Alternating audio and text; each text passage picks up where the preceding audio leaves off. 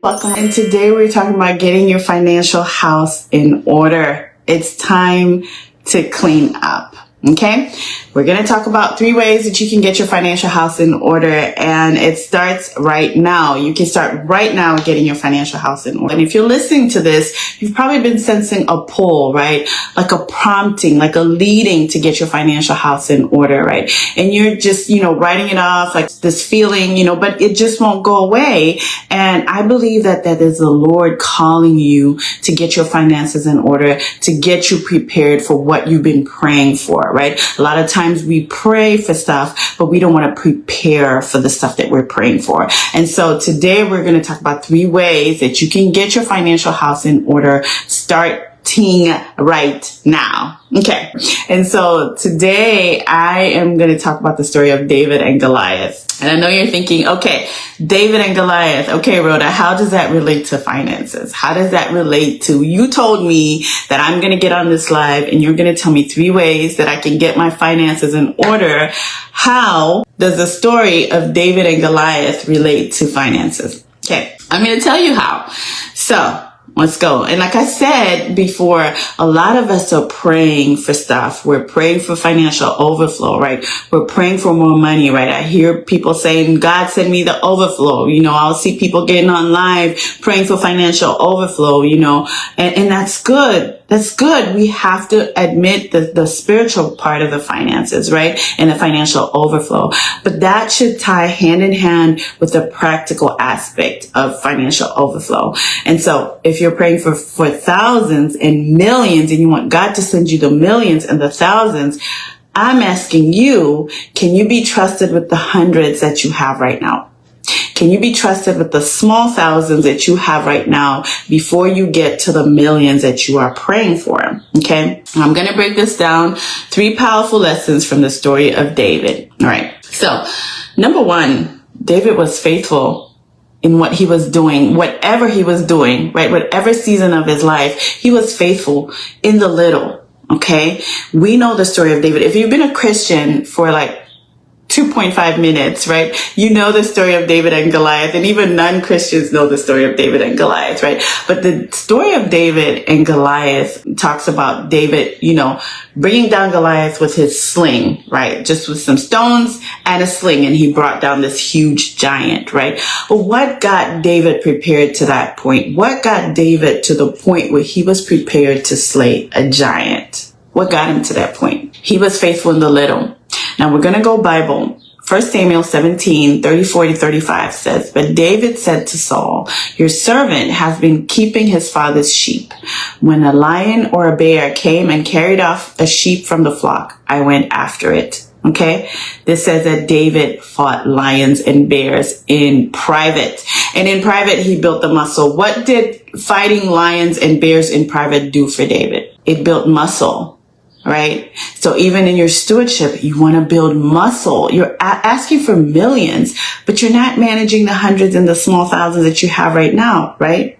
So he managed what he had at the moment. He was a shepherd, which might seem insignificant, but he was later going to become a king, right? But in that significant season, he built muscle. He had muscle. I imagine David as this muscular guy, right? If he was fighting lions and bears and he was out there all day, even for days, tending to the sheep, he had to have muscle. Right? I know sometimes I've seen the cartoon pictures where they show Goliath really huge and then David just this tiny little, measly little man, but I don't see him that way. I see him as a giant because he fought lions and bears. And in the same vein, you can do that with your finances. You can build the stewardship muscle in what you have right now. Are you tithing on what you have right now? Are you giving on what you have right now? Are you budgeting what you have right now? Are you planning what you have right now?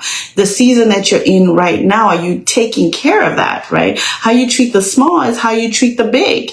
Okay. So as we're praying for the millions and the thousands, the tens of thousands and the hundreds of thousands, let's practice being faithful in what we have right now. So that's number one from the story of David. Number two, you want to use tools that fit your current season. season. You want to use tools that fit your current season. Now, if you know the story of David, you know exactly where I'm going to with this, right? In the story of David, Saul, who was the king at the time, gave him his armor so he could wear it. But David says in 1 Samuel 17, now this is verse 39, he says, I cannot go in these, right? I'm not used to them.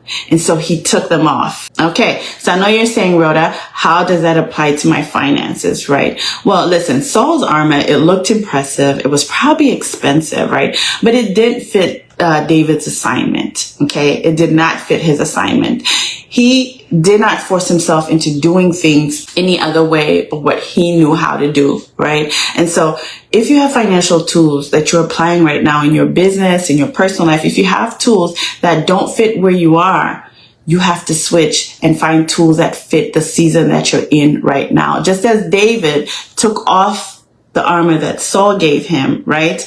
David took off the armor and he said, I can't go in these because they don't fit me. In the same way, in your personal life, you want to be able to use tools and systems that work for you in your current season. Not where you want to be, but where you are right now, right? And I'm going to give examples. In your personal life, you might have seen an app or a system that might work to help you with your finances, and you get excited and you go and buy that app, or you go and buy the software, and you're like, well, I'm going to use this and I'm going to finally get my finances in order, right? But what I want you to understand is that those bells and whistles, right? They don't substitute discipline, right? And they don't substitute for structure, right? Your goal is to be a steward, a good steward, and not to have shiny tools. So maybe if your budget has not gotten you to a level where you need to get software or you need to get these special apps, right?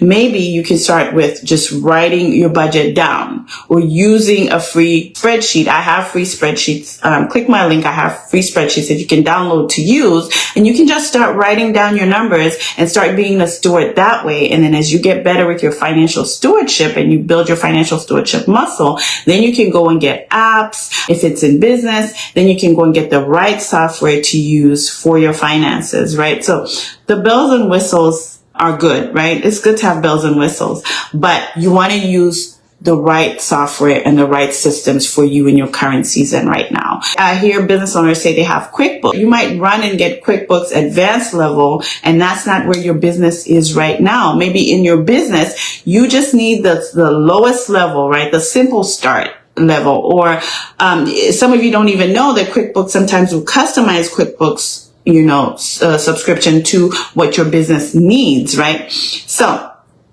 number one, David was faithful in the little, right? He was faithful in the unseen, right? And so in your businesses, you want to be faithful in the small. And number two, he did not use armor that didn't fit him. He used what fit him. And so even for you, you want to use systems that fit your life right now. Okay. And then use them consistently. The goal is stewardship. Once you get really, really good with your consistency and your discipline, then you can move on to higher paying, apps and software and programs and anything else that you need to get your financial house in order. Okay.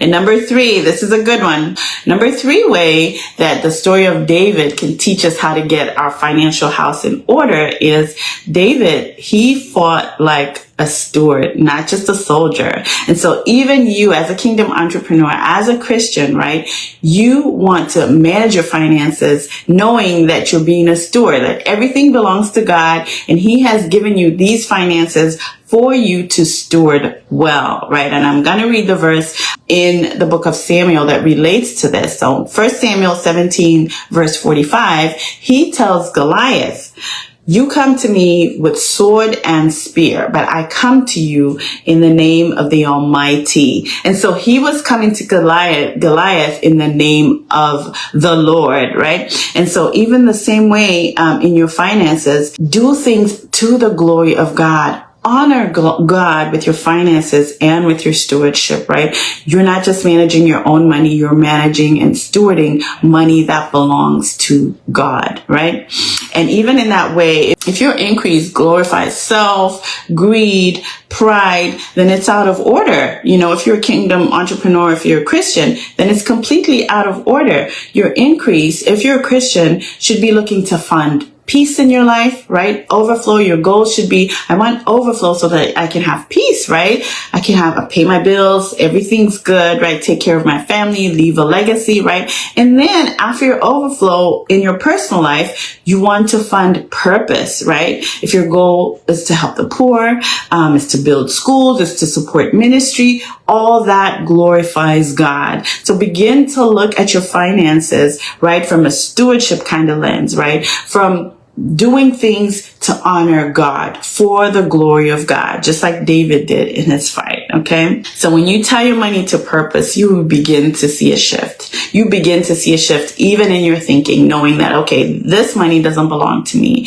It belongs to God. I am just stewarding it. And so even when you create a budget, you want to have purpose to your budget. What is my main goal for this season? Am I getting out of debt? And so then you will focus on that purpose. Your purpose for the next season is getting out of debt, right? So put purpose that glorifies God to your budgeting, right? If my purpose is I want to invest so that I can leave a legacy, because the Bible says that a good man leaves legacy, right, to his children. And so he leaves an inheritance to his children, correction. And so then your thought is I want to start saving so that I can leave an inheritance to my children. All right. So I hope this helped you. Comment below if anything hit you, if anything brought something home to you, right, as far as managing your finances.